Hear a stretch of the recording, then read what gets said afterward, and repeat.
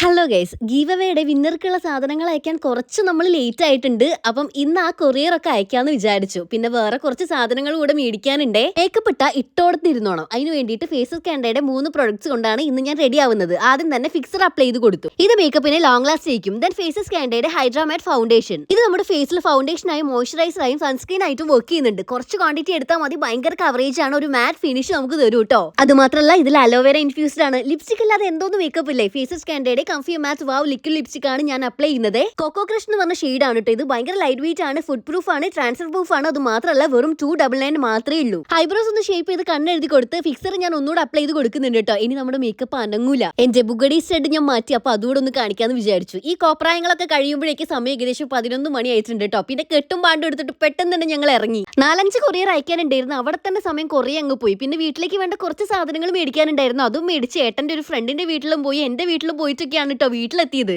വീട്ടിൽ തിരിച്ചെത്തുമ്പോഴേക്ക് സമയം ഏകദേശം 8 മണി ആയിട്ടുണ്ട് കേട്ടോ. ഞാൻ ആകെ ടയേർഡായി. ഞാനിട്ട മേക്കപ്പിന്റെ പവർ ഒന്ന് അറിയാൻ വേണ്ടിയിട്ട് ടിഷ്യൂല് ഞാനൊന്ന് വൈപ്പ് ചെയ്ത് നോക്കി. അതും ഒരഞ്ച് മുഖത്ത് ഞാൻ വെള്ളം ഒഴിച്ച് നോക്കി. ഒരു രക്ഷയില്ല, ശരിക്കും ഞാൻ ഞെട്ടിപ്പോയിട്ടോ. കാര്യം വേറൊന്നുമല്ല, വെറും 3 പ്രൊഡക്ട്സ് കൊണ്ടാണ് എന്റെ മേക്കപ്പ് ഇത്രയും ലോങ് ലാസ്റ്റ് ചെയ്തത്. അപ്പൊ പ്രൊഡക്റ്റ് ഞാൻ ടാഗ് ചെയ്ത് കൊടുക്കുന്നുണ്ട്. ആമസോൺ, ഫ്ലിപ്കാർട്ട്, നൈക്ക, പർപ്പിൾ.com അവൈലബിൾ ആണ്. അപ്പോൾ ടാറ്റാ.